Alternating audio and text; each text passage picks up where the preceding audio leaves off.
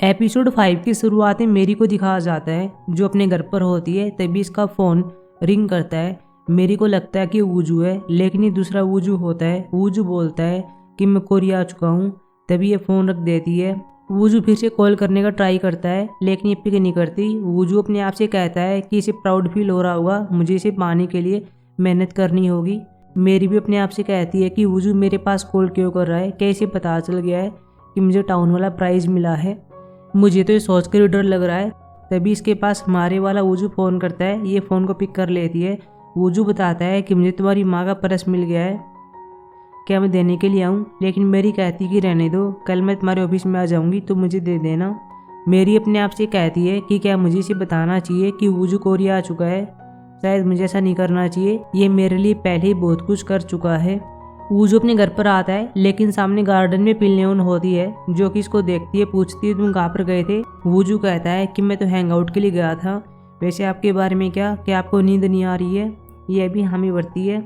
वूजू अपनी दादी से कहता है कि काम का ज़्यादा स्ट्रेस मत लिया करो, मैं और मेरा अंकल कंपनी को संभाल लेंगे, आपको रेस्ट करना चाहिए, डेट पर जाना चाहिए। ये हंसती है और कहती है तुम कैसी बात कर रहे हो, मेरी डेट पर जाने की उम्र नहीं है। हालांकि मैं तुमसे कुछ कहना चाहती हूँ, अपने काम को ठीक से करते रहो और तुम्हें वेडिंग करनी चाहिए। मेरी सुबह काम पर आ रही होती है, लेकिन पास में लीसन को देखती है जो गाड़ी में बैठकर यहाँ पर आ रहा था। ये अपने आप को छुपाने का ट्राई करती है, लेकिन लीसन इसको देख लेता है। लीसन इसे पूछता है कि तुम्हारा हस्बैंड कहाँ पर है, उसने अपनी कार पार्क यहाँ पर नहीं की। मेरी कहती है कि वो कल रात से काम कर रहा है, इसलिए वह यहाँ पर नहीं आ सका। लीसन कहता है ठीक है, क्या तुम्हें लिफ्ट चाहिए, लेकिन ये मना कर देती है। लीसन बाद में पिल्लियों से मिलने के लिए आता है। साथ में हनकू होता है। पहले अपनी कंपनी के बारे में बात करते हैं। हनकू बता रहा होता है कि मैं संगह्यून को जानता हूँ, हम दोनों साथ में स्कूल में जा करते थे, हम गोल्फ भी खेला करते थे। मार्केटिंग टीम से हमारे पास यहाँ पर वूजू है, आपको उसे मिलना चाहिए। वहीं वूजू को देखते हैं, इसको पता चलता है कि ब्यूटी डिपार्टमेंट स्टोर की ओर से यहाँ पर कोई आया हुआ है। बाद में इसके पास कॉल की जाती है, अंदर आने के लिए इन्वाइट किया जाता है। जैसे ही अंदर आ रहा होता है, पहले सेक्रेटरी से पूछता है कि उस स्टोर की ओर से यहाँ पर कौन आया हुआ है। इसने बता दिया था कि उसका नाम लीसन है।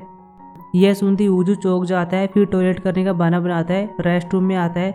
अपने आप से कहता है कि मैं क्या करूँ, काफ़ी टाइम तक यहाँ पर रहता है। इसके पास सेक्रेटरी कॉल करती है और पूछती तुम कहाँ पर रह गए। वूजू कहता है कि मुझे बड़ी दिक्कत हो गई है, मैं नहीं आ सकता। बाद में किसी तरह यहाँ से भागने वाला था, लेकिन हनकू लीसन को लेकर इसी ओर आ रहा होता है और ये इसको देख लेता है। वूजू के पास कोई ऑप्शन नहीं होता, यह भी लीसन को देख लेता है। वूजू बताता है कि मैं मार्केटिंग टीम का लीडर हूँ। लीसन भी ऐसी बिहेव करता है कि मानो मैं इसको नहीं जानता। फिर दोनों एलिवेटर में होते हैं। लीसन पूछता है क्या तुम यहाँ पर काम करते हो। ये हामी भरता है और कहता है कि क्या तुम मुझ पर एक एहसान कर सकते हो। लीसन कहता है कि मैं जानता हूँ कि वो क्या है, तुम चाहते हो कि मैं यहाँ पर इस बात को सीक्रेट रखूँ कि तुम्हारी शादी हो चुकी है। लीसन कहता है तुमको देखकर ऐसा नहीं लगता कि तुमने रात भर काम किया होगा। वूजू को पता नहीं होता कि मैं क्या कहूँ। तभी डोर ओपन होते हैं और सामने मेरी होती है। मेरी इन दोनों को देख लेती है।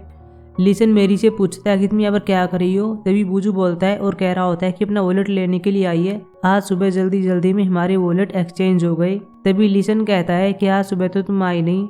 मेरी वूजू को मारती है और कहती है तुम पर काम का बहुत ही प्रेशर है, तुम भूल गए कि कल की बात है ना कि आज की। वूजू कहता है कि हाँ मैं भूल गया था। बाद में लीसन चला जाता है।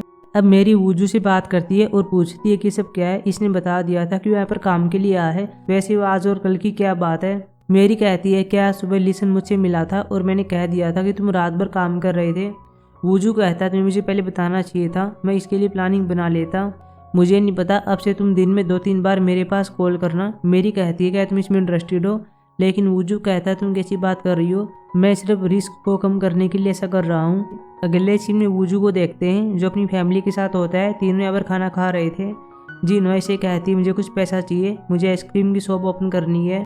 यूनसू कहती है क्या तुम जेनी के पेरेंट्स से मिले थे, क्या तुमने शादी की बात की। ये कुछ नहीं कहता, गुस्से में चला गया था। बाहर आकर बैठ जाता है और ये सीन याद करता है कि मैंने जेनी से क्या बात की।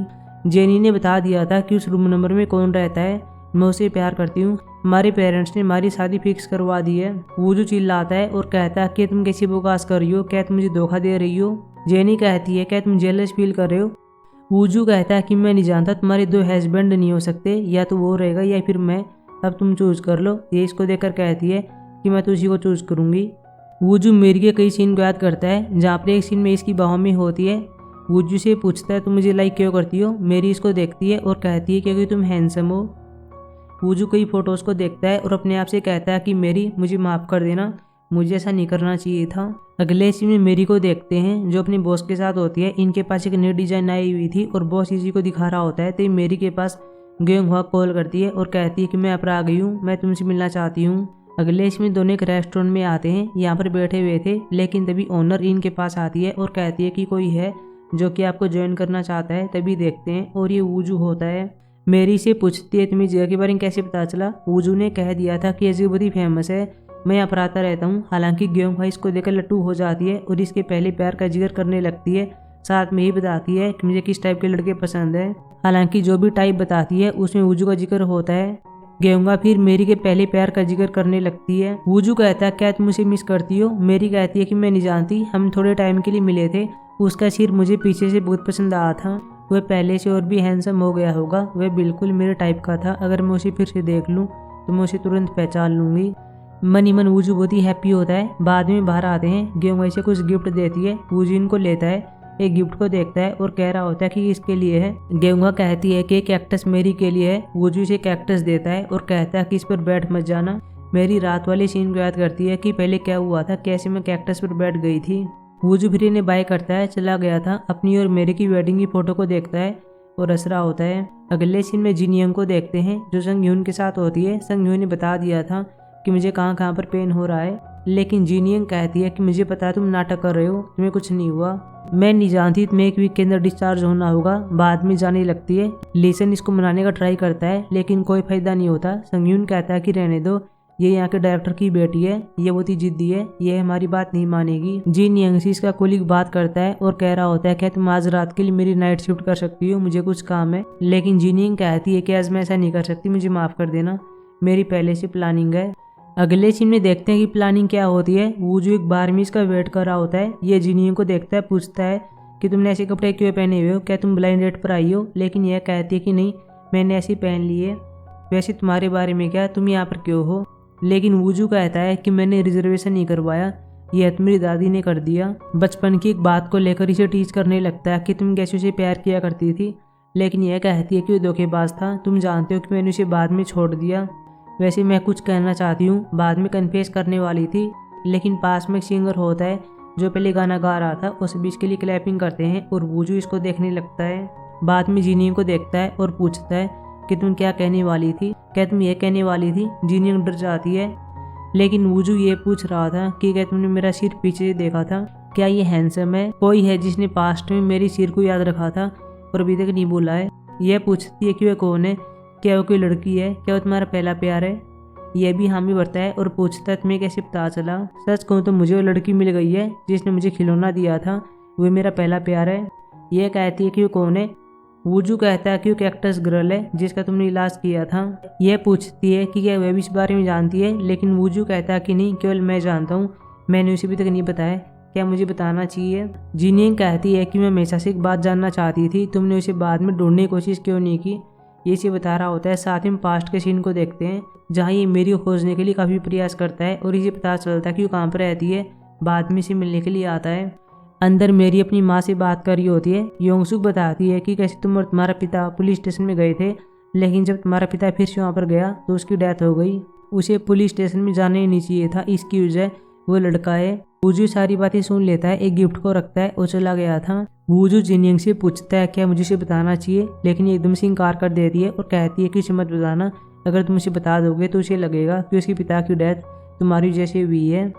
संगह्यून एक न्यूज़ को देख रहा होता है जिसके फ्रंट पेज पर लीसन की फोटो होती है। नेक इसकी इस बात के लिए इसको डांट रहा होता है कि इसकी इंसल्ट करता है, पैसे देता है और कह रहा होता है कि बचपन में एक स्कूल में जा करते थे, उस टाइम कुछ लड़के मुझे मार रहे थे लेकिन तुमने मुझे प्रोटेक्ट किया। इसका मतलब यह नहीं है कि तुम मेरी बराबरी कर सकते हो, तुम मेरे डॉगी रहोगे। वही हम जिनयंग को देखते हैं, यह पियानो बजाने का ट्राई कर रही होती है। साथ में ऐसी याद करती है कि मैंने उसे कैसे कह दिया था कि उसे मत बताना। जिनयंग कहती है कि मैंने उसे ऐसा क्यों कहा, मुझे पता था कि ऐसा कहने पर वह हर्ट हो सकता है। बाद में पियानो बजाती है, अपने एक पास्ट के सीन को याद भी करती है जहाँ साथ में बच्चा होता है और पियानो बजा रहा था। पास में लीसन को देखते हैं जो कि यहाँ पर आ गया था, वो जिनयंग को देखता है। अगले सीन में वूजू ग्रैंड फादर की मेमोरियल सर्विस होती है, सभी इसी के लिए आए हुए थे। मियोन अपने बेटे यंगसू से बात कर रही होती है, जहाँ पर वूजू की बुराई करती है, लेकिन यंगसू कह रहा होता है कि आज उसका बर्थडे है, क्या तुम भूल गई।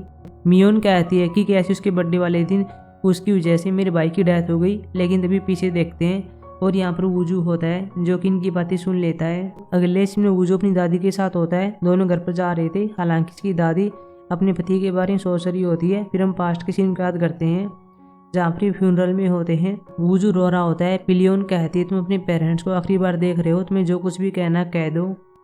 वूजू बताता है कि मेरे पेरेंट्स की डेथ मेरी वजह से हुई है। फिर हम पास्ट के सीन को देखते हैं कि क्या हुआ था। वूजू अपने पिता से बात करता है और कहता है कि आज मेरा बर्थडे है, लेकिन मेरा खिलौना आपने यंगसू को क्यों दिया। जब इसका पिता पीछे मुड़कर इसे बात करता है तभी सामने से एक ट्रक वाला आ रहा होता है और इनका एक्सीडेंट हो जाता है। मियोन के पास भी पिलियन की सेक्रेटरी कॉल करती है और कहती है कि आज उसने कुछ नहीं खाया, आप उसे कुछ खिला देना। मियोन अपनी फैमिली से बात करती है और कहती है कि मैं जानती हूँ कि आज वो कुछ नहीं खाएगी। आज का ही दिन है जहाँ पर वह वूजू को छोड़कर अपने पति के बारे में सोचेगी। हनकू पास्ट के सीन को याद कर रहा होता है जहाँ पर वूजू के पेरेंट्स का एक्सीडेंट हो जाता है।